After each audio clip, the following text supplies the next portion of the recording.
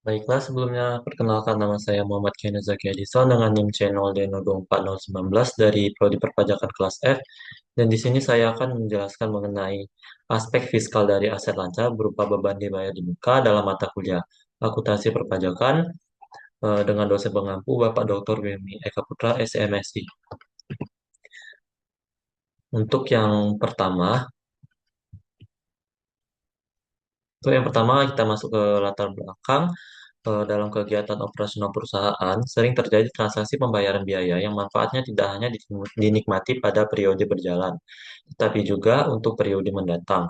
Biaya tersebut dikenal sebagai beban dibayar di muka atau prepaid expenses. Contohnya adalah pembayaran sewa gedung, premi asuransi, ataupun biaya langganan yang dibayarkan di awal periode. Dalam akuntansi, pembayaran tersebut tidak langsung diakui sebagai beban, melainkan dicatat terlebih dahulu sebagai aset dan kemudian dialokasikan menjadi beban sesuai dengan periode manfaatnya. Hal ini dilakukan agar laporan keuangan mencerminkan kondisi keuangan yang wajar sesuai prinsip matching principle. Untuk perspektif perpajakan, transaksi pembayaran di muka memiliki implikasi pajak tertentu yang harus dipahami perusahaan. Untuk pengertian PPh pasal 4 ayat 2 tersendiri, pembayaran sewa tanah dan bangunan dikenakan PPh pasal 4 ayat 2 yang bersifat final. Dan untuk PPh pasal 23, pembayaran sewa kendaraan bermotor ataupun aset tetap lainnya dikenakan PPh pasal 23. Pemahaman mengenai perlakuan fiskal atas beban dibayar di muka sangat penting agar perusahaan dapat melakukan pencatatan dan pelaporan pajak secara tepat serta menghindari kesalahan dalam perhitungan pajak terutang. Untuk selanjutnya, konsep pencatatan akuntansi biaya dibayar di muka. Beban dibayar di muka merupakan pembayaran yang dilakukan oleh perusahaan untuk memperoleh manfaat ekonomi pada periode mendatang. Dalam akuntansi, pembayaran tersebut dicatat sebagai aset karena manfaatnya belum sepenuhnya digunakan. Untuk yang pertama, pencatatan sebagai aset. Pada saat pembayaran dilakukan, perusahaan mencatatnya sebagai aset karena manfaat ekonomi akan diterima di masa depan.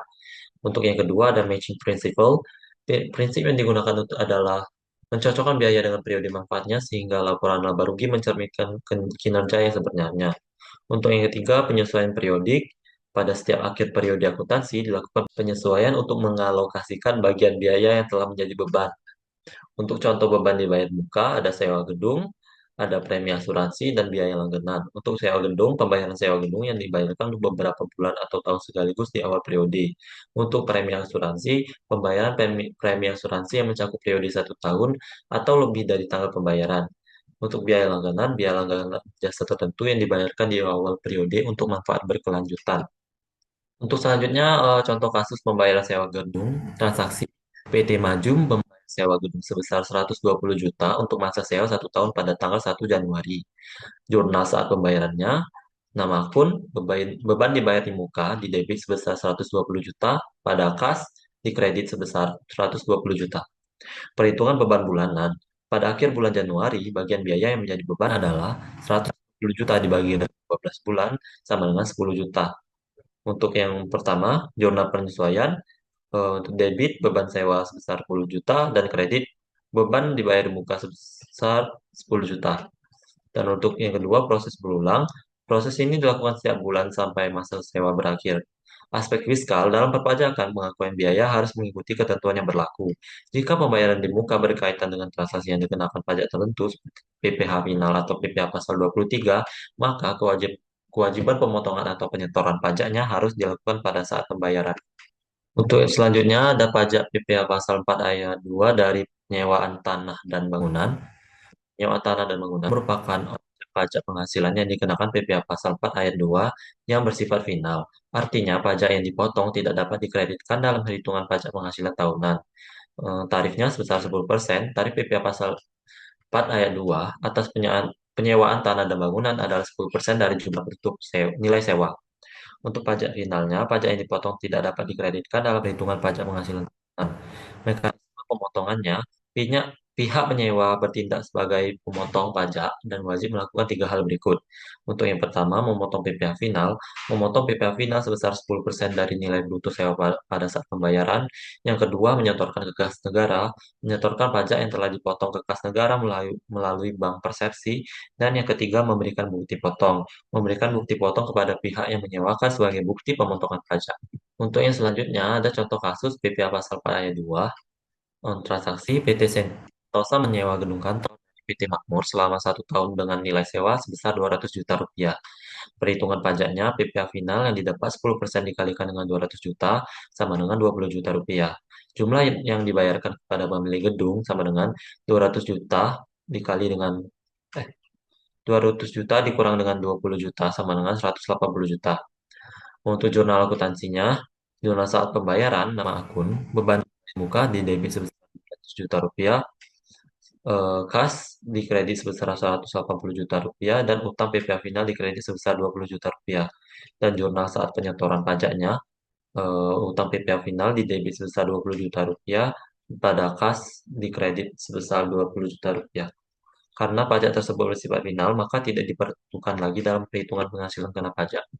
Untuk yang selanjutnya ada pajak PPh pasal 23 untuk penyewaan kendaraan bermotor dan aset tetap lainnya. Selain penyewaan tanah dan bangunan, perusahaan juga sering melakukan penyewaan kendaraan bermotor atau aset tetap lainnya seperti mesin, peralatan, dan perlengkapan operasional.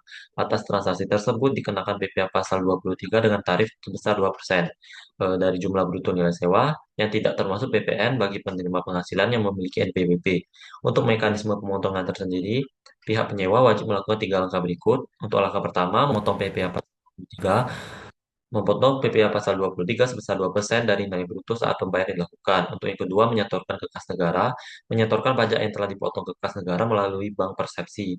Dan yang ketiga, memberikan bukti potong pada pihak yang menerima penghasilan sebagai bukti pemotongan. Untuk perlakuan fiskal tersendiri, berbeda dengan PPh final, PPh pasal 23 bukan pajak final sehingga pajak tersebut dapat dikreditkan oleh pihak penerima penghasilan dalam SPT tahunan. Selanjutnya untuk contoh kasus PPh pasal 23, transaksi, PT Jaya menyewa kendaraan operasional dari PT Transport sebesar 60 juta per tahun. Perhitungan pajaknya, PPh pasal 23 sama dengan 2% dikalikan dengan 60 juta sama dengan 1.200.000. Jumlah yang dibayarkan pada pihak penyedia jasa 60 juta dikurang dengan 1.200.000 sama dengan 58.800.000. Untuk jurnal akuntansi, jurnal saat pembayaran, beban dibayar di muka di debit sebesar 60 juta, kas di kredit sebesar 58.800.000, dan utang PPh 23 di kredit sebesar 1.200.000. Dan jurnal saat penyetoran pajaknya, utang PPh pasal 23 di debit sebesar 1.200.000 pada kas di kredit sebesar 1.200.000. Oh, dan pembandingan PPh pasal 4 ayat 2 dan PPh pasal 23. Untuk PPh pasal 4 ayat 2, penyewaan tanah dan bangunan, itu tarifnya 10% dari nilai bruto. Sifat pajaknya final, tidak dapat dikreditkan dalam SPT tahunan, pihak penyewa bertindak sebagai pemotong pajak, wajib menyetorkan ke kas negara, serta harus memberikan bukti potong.